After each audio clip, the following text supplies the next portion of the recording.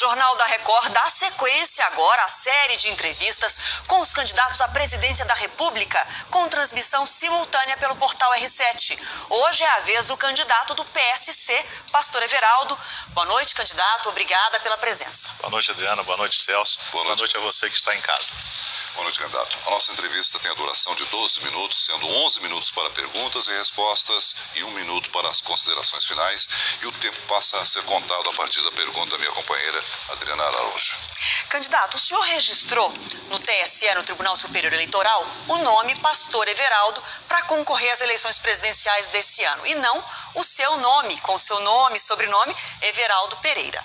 Por quê, pastor? É uma tentativa de utilizar a religião para conquistar os votos dos evangélicos, para conquistar ganhos políticos usando a sua crença e a sua religião? Porque eu sempre fui, desde jovem, uma pessoa que, sendo evangélico e da igreja, mesmo não sendo pastor naquela época, sempre fui chamado de pastor. E a primeira vez que tive um cargo público no governo do Rio, a imprensa toda sempre me chamou de Pastor Everaldo. Todos me conhecem como Pastor Everaldo. Eu sou corretor de seguros. E os meus clientes falam assim, meu corretor é o Pastor Everaldo. Então é um nome conhecido.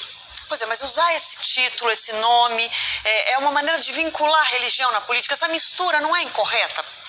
De jeito nenhum. Nós, num país livre como nós somos, nós temos a liberdade. Cada um norteia os seus princípios, uns pelos diálogos de Platão, outros pelos ensinamentos de Confúcio e os outros pelos ensinamentos da Bíblia, da ética cristã. Então, essa é uma democracia perfeitamente normal. Mas isso atrai votos?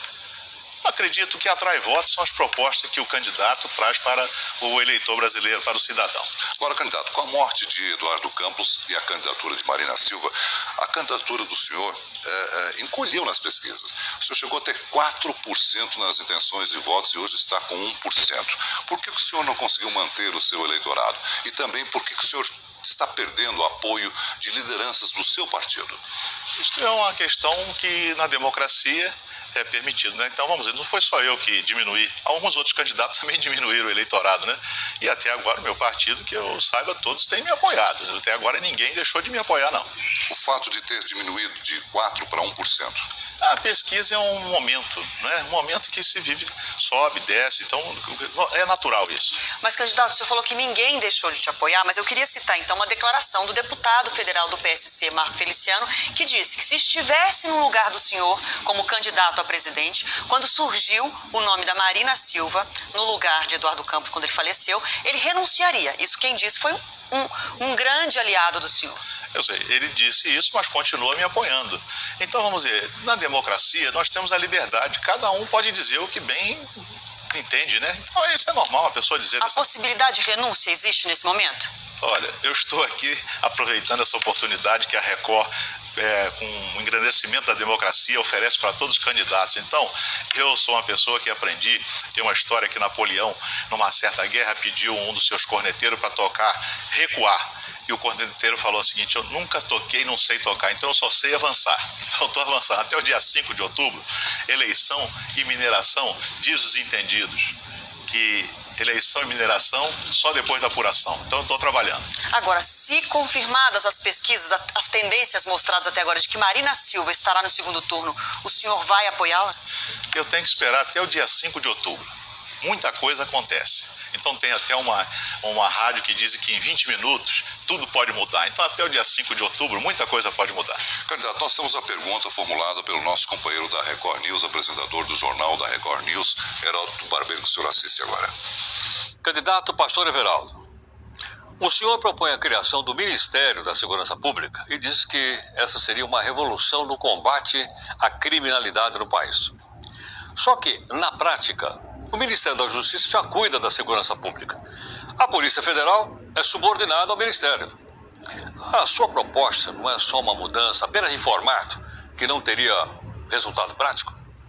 Não acredito. Acredito, Celso, Adriana e você que está em casa, que hoje há uma falta de comunicação entre todas as polícias. Um exemplo é que se você, cidadão, sair, for em cada estado com a sua certidão de nascimento, você tira uma identidade em cada estado dessa federação. Cada unidade da federação.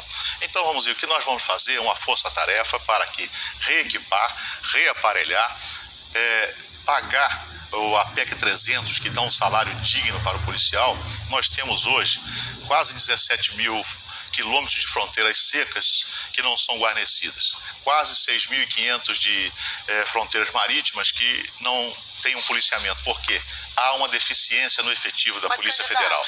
Precisa de um novo ministério para isso, o Ministério da Segurança Pública, o Ministério da Justiça, que já cuida da Polícia Federal, e eu vou citar um exemplo para o senhor. Recentemente, o atual governo disse que na Copa houve um exemplo de integração, essa integração que o senhor defende. Precisa de mudar o nome do ministério ou um novo ministério para fazer algo que deve ser feito e que tem estrutura para isso? Eu não posso fazer uma integração num evento específico.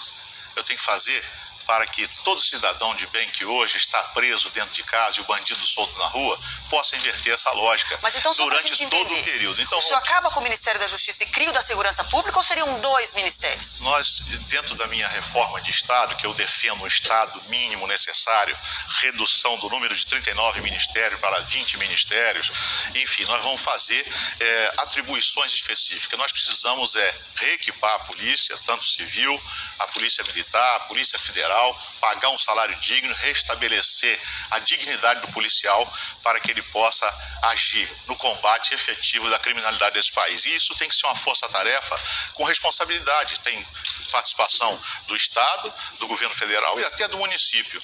O que acontece é que nós temos que refazer o Pacto Federativo, porque hoje tem tantas demandas para os estados fazerem, mas o Pacto Federativo, que o Estado que há 25 anos atrás participava com 38% da renda nacional, hoje está reduzido a 22%. Então, o que acontece? Há atribuições para o Estado e fica sem condições de atender porque não há recursos para os Estados. Então, mas o senhor me permite insistir porque o senhor não me respondeu. O senhor acaba com o da Justiça e cria o da Segurança ou é mais um ministério? Não, eu vou reduzir o número de ministérios para 20. Mas nesse caso as atividades específicas de cada ministério que foi extinto, elas serão absorvidas por outro, com enxugamento da máquina. Isso que nós vamos fazer. Bom, então vamos agora falar desse Estado mínimo. Vamos falar desse Estado mínimo que o senhor defende, que o papel do Estado na economia tem que ser o menor possível, uma intervenção mínima. No entanto, uma pesquisa recente foi publicada mostrando que 73% dos seus eleitores pensam exatamente o contrário disso. Acreditam que o Estado tem sim que investir na economia para provocar o crescimento do país, socorrer as empresas estatais que estiverem em dificuldades, um pensamento oposto ao que o senhor tem defendido até agora. Isso significa que os seus eleitores votam no senhor desinformados sobre o que o senhor propõe? Eu confesso a você que eu nunca vi essa pesquisa. O que eu acredito é o seguinte: o Estado brasileiro está inchado e o dinheiro do trabalhador, você que paga o seu imposto, que trabalha mais de 150 dias por ano para contribuir com seus impostos, o dinheiro está indo para o ralo da corrupção. Haja visto aí as últimas manchetes.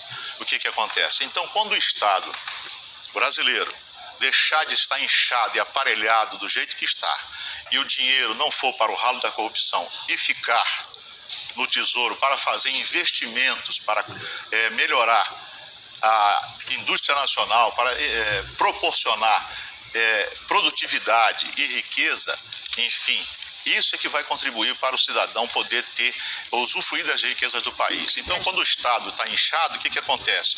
Hoje, o governo brasileiro, ele gasta mais do que arrecada. Aí tem que pegar dinheiro emprestado, pagar juros e provocar inflação. É isso que está acontecendo no Brasil. Quando eu quero uma redução do Estado, é justamente para quê? Para que o dinheiro do trabalhador brasileiro seja aplicado na educação, na segurança e na saúde pública. Candidato, essa pesquisa que o senhor disse que não viu, ela foi publicada pelo Datafolha no dia 7 de setembro, mostrando essa desincompatibilização do seu pensamento com o pensamento do seu eleitorado. Agora, quando o senhor fala que vai manter o essencial, o que é supérfluo? Me dê exemplos, por favor, de ações do governo que o senhor cortaria, que o governo não é necessário na sociedade. É um exemplo que já está dando certo no país. Para que a Infraero? Para que o governo cuidar de aeroportos? Eu cheguei em Brasília hoje, é um aeroporto que se compara a alguns países do primeiro mundo, né? Então, é um exemplo disso. Então, a Infraero, o ano passado, tirou do dinheiro que você contribui, cidadão? 1 bilhão e 900 para cobrir rombo. O governo tirou para cobrir rombo da Infraero. E agora o governo, inclusive, anunciou que vai criar uma nova Infraero, botando debaixo do tapete uma dívida trabalhista de 213 milhões de reais. Então, candidato, o senhor defende privatização, né? O senhor já foi contra e agora defende a privatização da Petrobras, a maior empresa estatal do Brasil. Num eventual governo, o que aconteceria com a reserva do pré-sal, conhecido como pré-sal? O senhor passaria para a iniciativa privada? Olha, eu vou dar um exemplo. Nos Estados Unidos, temos quase em torno de 8 mil petrolíferas. O petróleo continua sendo americano, não afetando a soberania do país. Hoje, o petróleo é nosso, mas a Petrobras não é. Então, vou te dar um exemplo. Lá no estado do Rio Grande do Norte, nós temos vários poços de petróleo, vários poços, que, por ser inviável economicamente para a Petrobras explorar, eles estão fechados. Se você passa para um empreendedor individual que dirige o seu caminhão, que vai lá fazer as coisas, ele torna-se um poço comercialmente, economicamente viável. Então é isso que nós precisamos fazer. E que outras privatizações o senhor faria? Por exemplo, o senhor faria a privatização do Banco do Brasil, da Caixa Econômica? Caixa Econômica e Banco do Brasil fica de fora, porque cuida do dinheiro nacional. O que eu faria? Portos, ferrovias, rodovias, nós temos uma carência de ferrovia no país, ninguém investe em ferrovia, então a gente tem que colocar, porque na Europa, nos Estados Unidos, a maioria do transporte é feito por ferrovias, e nós não aplicamos. As hidrovias brasileiras são subaproveitadas, nós temos um potencial hidroviário maravilhoso e ninguém faz nada, o governo não tem dinheiro para fazer isso, então tem que chamar a iniciativa privada e colocar na mão deles que sabem fazer. Candidato, agora um sim ou não breve sobre assuntos polêmicos. Homofobia deve ser crime previsto em lei? Sim ou não e por quê? Olha, toda discriminação tem que ser crime. E a lei já prevê. Não, tem uma lei no Congresso que propõe isso. Nova lei prevista, sim ou não? A lei proposta no Congresso quer proibir as pessoas como eu e outros que acreditam que a prática do homossexualismo é pecado, que não possa, um padre e um pastor não possa pregar. Bom, a gente entra agora no seu minuto final para as considerações, só pode se dirigir ao eleitor.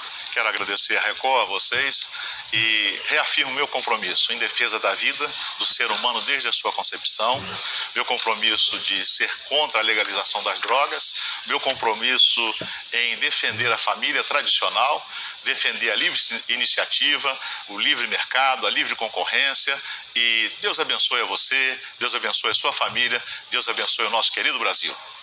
O senhor teria 30 segundos mais, o senhor fica à vontade.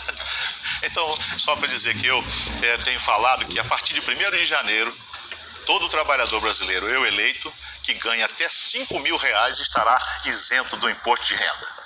Ok, candidato, muito obrigada pela sua presença aqui na bancada do Jornal da Record. Boa noite.